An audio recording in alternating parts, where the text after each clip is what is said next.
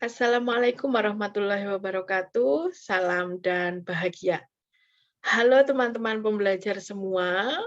Semoga teman-teman semua selalu dalam keadaan sehat dan semangat dalam melakukan berbagai aktivitas pada hari ini. Teman-teman semua, pada hari ini kita bertemu lagi dalam materi pengembangan kurikulum yang akan membahas terkait dengan perencanaan kurikulum.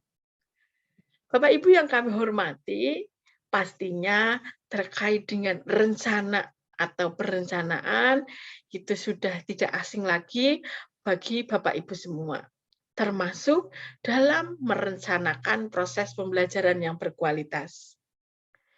Saat kita akan melakukan proses pembelajaran yang berkualitas, tentunya kita juga harus merencanakan melalui rencana pelaksanaan pembelajaran agar apa yang kita lakukan dalam proses pembelajaran tidak keluar dari tujuan yang diharapkan dan dapat berjalan dengan optimal. Jauh daripada itu, untuk mencapai tujuan nasional yang ingin kita capai, kita juga butuh perencanaan agar apa yang akan kita capai itu dapat terwujud dengan baik. Salah satu hal yang dapat kita lakukan yaitu melakukan perencanaan kurikulum. Dengan perencanaan ini, harapannya rencana tujuan yang akan kita capai itu dapat berjalan dengan maksimal dan dapat dengan mudah diperoleh sesuai dengan strategi-strategi yang kita rencanakan. Nah, apa yang perlu kita persiapkan, bagaimana cara merencanakan kurikulum itu, itulah yang akan kita bahas dan kita diskusikan pada pertemuan kali ini. Sebelum kita mendiskusikan terkait dengan perencanaan kurikulum, terlebih dahulu kita menyampaikan pemantik diskusi agar diskusi yang nanti Bapak Ibu lakukan dapat berjalan dengan maksimal. Bapak Ibu, terlebih dahulu kita ingatkan sebetulnya apa sih perencanaan itu sendiri? Secara teoritis, perencanaan dapat diartikan sebagai proses yang kita lakukan untuk menentukan tujuan dan sasaran yang ingin dicapai dan menentukan bidang serta sumber daya yang diperlukan agar tujuan tersebut dapat tercapai seefektif dan seefisien mungkin.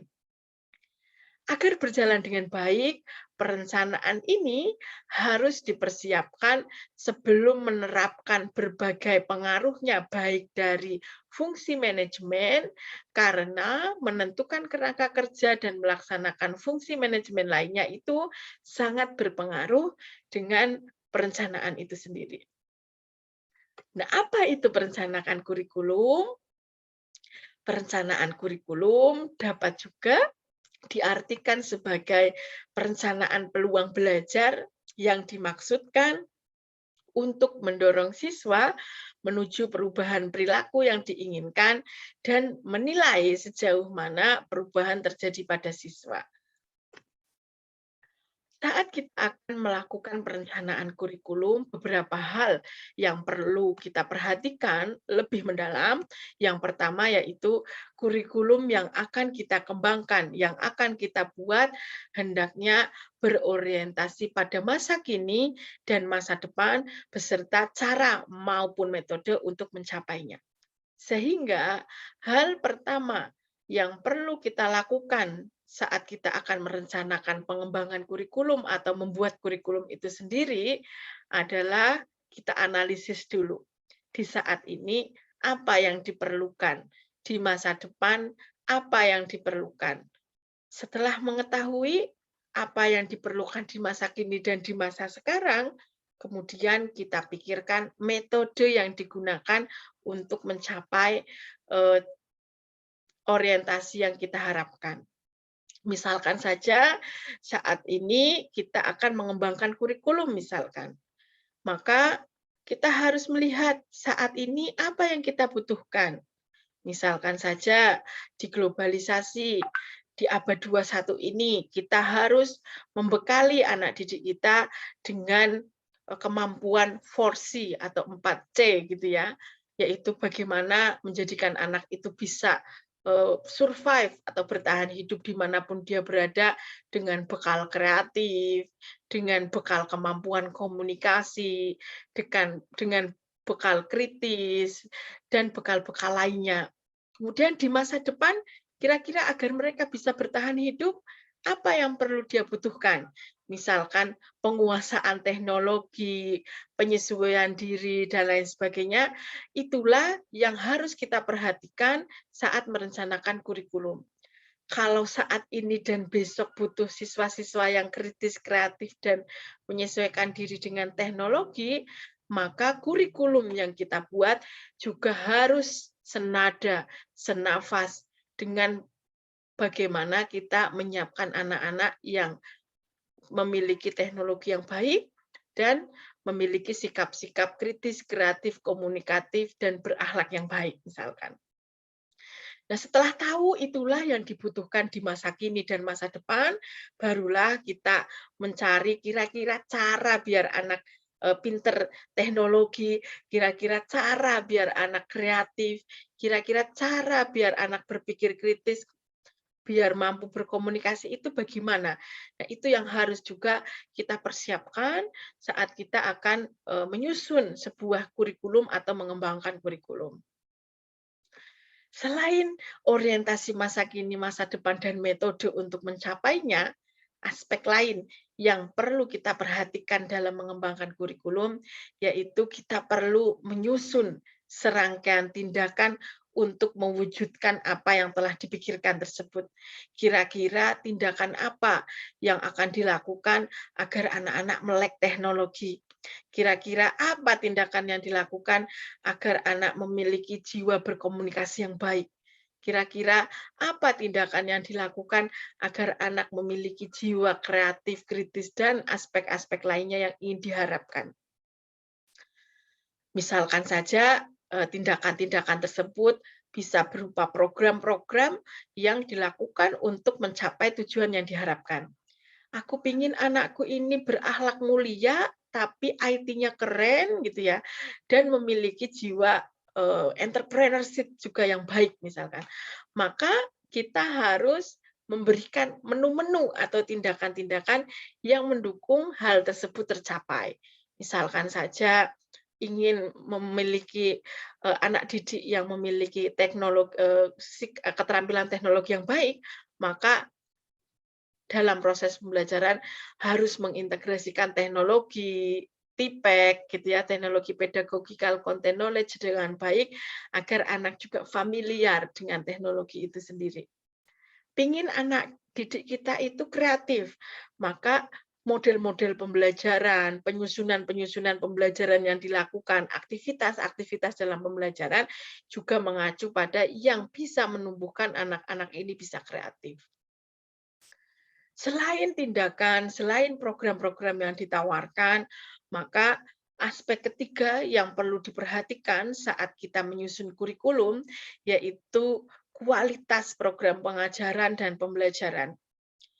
Sudah tahu apa yang ingin kita tuju, ingin jadi seperti apa anak yang kita didik dalam proses pembelajaran, maka pastikan proses pembelajaran yang dilakukan itu pun berkualitas.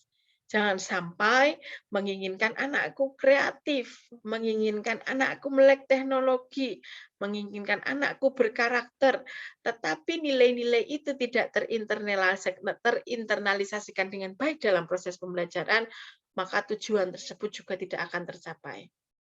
Maka kualitas pembelajaran itu yang menjadi kunci keberhasilan tujuan yang disampaikan di kurikulum itu dapat terimplementasi dengan baik.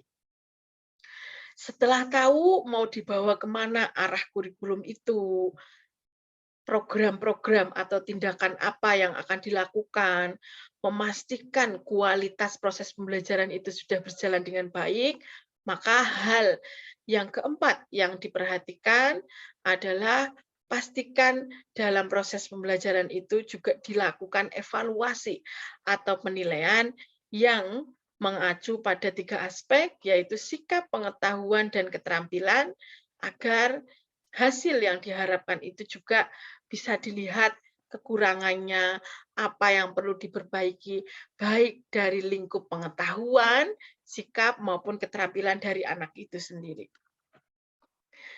Kemudian, selain 4 aspek tadi yang perlu diperhatikan dalam merencanakan kurikulum, kita juga perlu memperhatikan pihak-pihak yang terlibat saat kita menyusun kurikulum. Jadi saat kita menyusun kurikulum, itu tidak hanya pihak guru dan manajemen, manajer-manajer sekolah atau satuan pendidikan yang akan mengembangkan, tetapi banyak pihak yang harus dilibatkan saat kita melakukan perencanaan kurikulum. Beberapa pihak yang harus kita libatkan saat kita menyusun atau merencanakan kurikulum maupun mengembangkan kurikulum, yang pertama yaitu guru. Karena guru adalah pelaku, pelaksana, penjamin keberhasilan kurikulum yang akan dibuat itu berjalan. Yang tahu lapangan adalah guru, sehingga guru harus terlibat dalam proses penyusunan dan perencanaan kurikulum. Kemudian, selain guru, kepala sekolah juga memiliki andil yang sangat luar biasa dalam keberhasilan dari kurikulum yang direncanakan. Sehingga kepala sekolah juga perlu dilibatkan dalam pengambilan kebijakan, termasuk saat merencanakan kurikulum sendiri. Kemudian, pengawas dan administrator yang ada di sekolah juga perlu dipertimbangkan karena mereka merupakan salah satu aspek yang membantu mensukseskan jika kurikulum itu sudah jadi dan diimplementasikan, mereka sebagai salah satu juga yang mendukung keberhasilan kurikulum itu dapat dilaksanakan dengan baik. Kemudian, saat kita merencanakan kurikulum, tidak hanya pihak sekolah, guru, kepala sekolah, pengawas, dan administrator yang memiliki keterlibatan dalam merencanakan kurikulum, tetapi kita juga perlu melibatkan pakar di bidangnya saat kita menyusun kurikulum. Misalkan saja saat kita akan mengembangkan kurikulum di sekolah dasar, maka kita perlu mengundang pakar di bidang pendidikan dasar agar memberikan masukan, setidaknya landasan-landasan filosofis yang diambil sudahkah tepat atau belum, sudahkah sesuai dengan peraturan-peraturan, menyimpang tidak, itu mereka bisa memberikan masukan dari aspek pakar dan pemangku kebijakan. Kemudian karena yang akan kita kembangkan dalam proses pembelajaran siswa-siswa itu nantinya adalah akan berkomunikasi baik dengan stakeholder, seperti apa yang diharapkan oleh stakeholder, seperti apa yang diharapkan dari hasil proses pembelajaran itu. Maka stakeholder bisa kalau di sekolah SD bisa diwakilkan dari masyarakat misalkan, bisa dilibatkan dalam proses pengembangan kurikulum agar kita tahu apa yang diinginkan oleh stakeholder itu sendiri. Dan satu lagi yang belum tertulis, kita juga perlu melibatkan perwakilan dari orang tua ya, termasuk dalam stakeholder itu, seperti apa sih yang diinginkan oleh orang tua dari hasil pembelajaran yang kita lakukan, itu juga perlu dilibatkan saat kita menyusun atau mengembangkan kurikulum itu sendiri. Setelah 4 aspek perencanaan tadi sudah diperhatikan, kemudian pihak-pihak yang terkait juga sudah dilibatkan, maka selangkah selanjutnya adalah kita merencanakan kurikulum itu sendiri. Menurut Zenger, ini ya, ada berbagai tahapan atau langkah-langkah yang harus kita tempuh saat kita menyusun kurikulum. Sebetulnya ini adalah penjelasan lebih spesifik dari 4 hal yang tadi sudah kita sampaikan, aspek-aspek yang perlu diperhatikan saat menyusun kurikulum. Namun Zenger ini lebih menjelaskan langkah-langkah secara spesifiknya sebagai berikut. Zenger menyampaikan bahwa saat kita melakukan perencanaan kurikulum, langkah pertama yang harus kita lakukan yaitu kita harus tahu masalah atau kebutuhan atau bahasa yang tadi sudah kita bahas di penjelasan sebelumnya adalah orientasi masa kini dan masa depan itu sendiri. Saat ini yang dibutuhkan itu seperti apa, di masa depan orang yang bisa survive itu seperti apa, itu di sini masuk dalam tahapan analisis kebutuhan atau masalah yang akan diselesaikan melalui kurikulum itu sendiri. Selanjutnya dari masalah dan kebutuhan yang sudah dianalisis, itu kemudian diidentifikasi atau dikembangkan tujuannya. Misalkan di SDIT, tujuannya ingin mendidik anak yang berakhlak mulia berbasis keislaman misalkan, atau berbasis nilai-nilai agama lain misalkan dalam proses pembelajaran, atau menginginkan anak-anak yang berkarakter dan lain sebagainya, itu diidentifikasi dan dikembangkan dengan tujuan. Jadi pingin melakukan atau pingin mendidik anak yang menjadi anak seperti apa sih, itu harus benar-benar digodok utuh agar nantinya kalau tujuannya sudah fix gitu ya, nanti kita akan lebih mudah menentukan strategi-strategi untuk mencapai tujuan tersebut. Selanjutnya, jika sudah memahami, sudah memastikan tujuan apa yang ingin dicapai melalui kurikulum yang disusun, maka langkah ketiga yaitu merencanakan dan mengelola sumber daya dan kendala pada pengembangan kurikulum. Agar mencapai tujuan nomor 2 tadi, kira-kira sumber dayanya harus yang seperti apa ya? Kita mampu enggak? Kira-kira ada enggak kendala? Itu perlu kita kelola dan rencanakan sebaik mungkin. Selanjutnya, jika sudah tahu sumber daya yang kita miliki seperti apa, maka kita menyusun fungsi dan memilih komite yang akan digunakan dalam merencanakan kurikulum tadi. Misalkan tadi ya stakeholder dari masyarakat, dari orang tua, dan disampaikan seperti apa nanti sumbangsih mereka saat kurikulum ini dijalankan. Kemudian langkah yang kelima yang harus kita lakukan yaitu merencanakan serta menyatakan peran dan tanggung jawab semua personil yang terlibat. Guru tanggung jawab dan perannya apa? Orang tua tanggung jawab dan perannya apa? Kepala sekolah tanggung jawab dan perannya apa? Administrator tanggung jawab dan perannya apa? Itu harus dijelaskan spesifik agar tujuan tadi nomor 2 yang sudah ditentukan itu bisa tercapai dengan baik. Setelah menentukan peran dan tanggung jawab, selanjutnya kita perlu mengidentifikasi dan menganalisis kemungkinan kurikulum baru, program, atau inovasi kurikulum. Jadi, misalkan kurikulum jadi, ternyata tidak ada yang tahu akan terjadi pandemi. Nah, maka saat pandemi kita bisa menginovasi kurikulum disesuaikan dengan keadaan.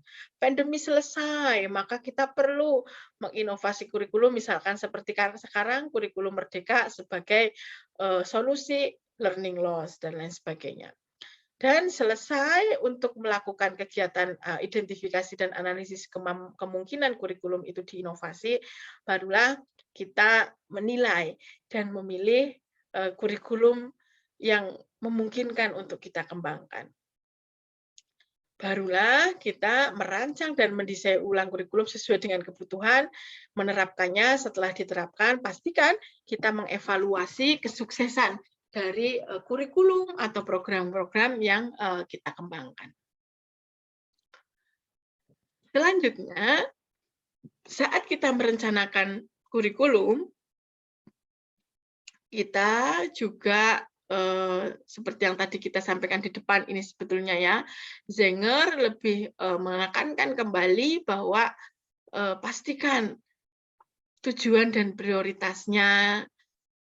Untuk mencapai tujuan dan prioritasnya, kira-kira konten atau materi yang bisa diimplementasikan untuk mencapai tujuan itu apa, cara pembelajarannya bagaimana, cara mengorganisasinya bagaimana, cara menyampaikan isinya bagaimana, sampai kepada jenis evaluasinya itu perlu diimplementasikan.